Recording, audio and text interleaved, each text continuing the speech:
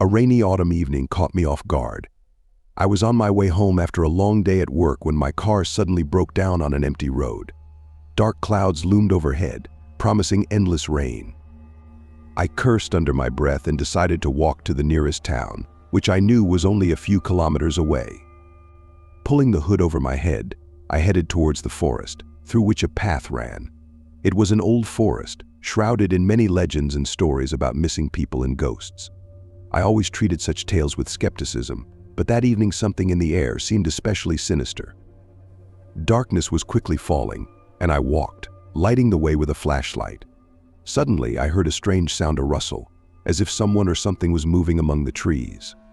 I froze, listening, but the sound disappeared as suddenly as it had appeared.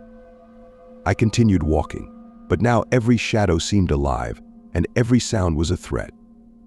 After some time, I stumbled upon an old, overgrown cemetery. It wasn't on any map, and I had never heard of it. The old gravestones were covered with moss, and the crosses leaned as if under the weight of centuries. In the center of the cemetery stood a large statue of an angel, its face turned downward, and I couldn't shake the feeling that I was being watched. Trying to leave this creepy place as quickly as possible, I quickened my pace but suddenly slipped and fell. When I got up, I noticed that the ground beneath me was dug up.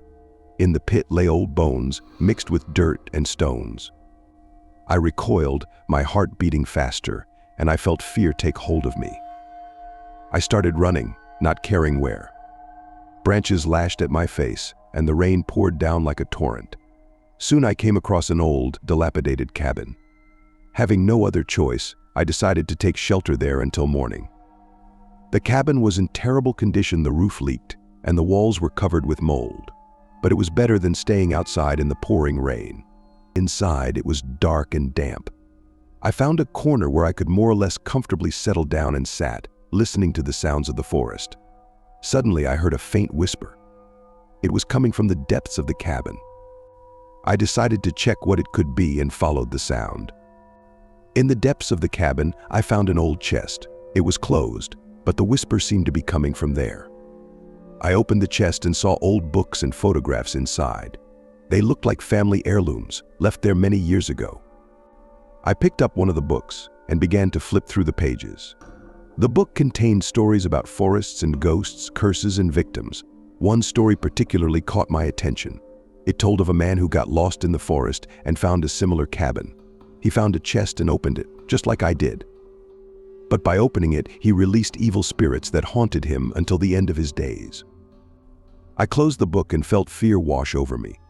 Suddenly, the whisper grew louder, and I heard footsteps behind me.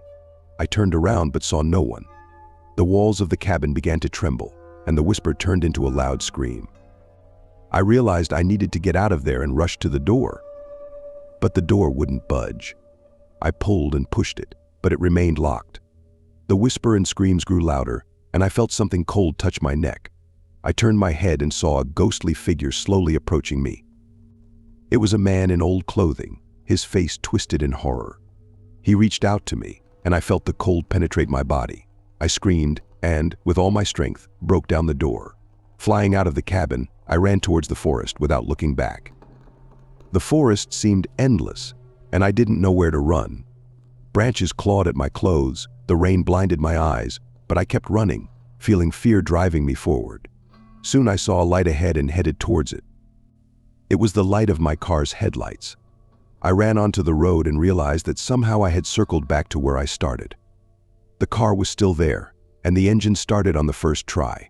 I got behind the wheel and drove away without looking back. When I got home, I felt relieved, but the memories of that night haunted me for a long time.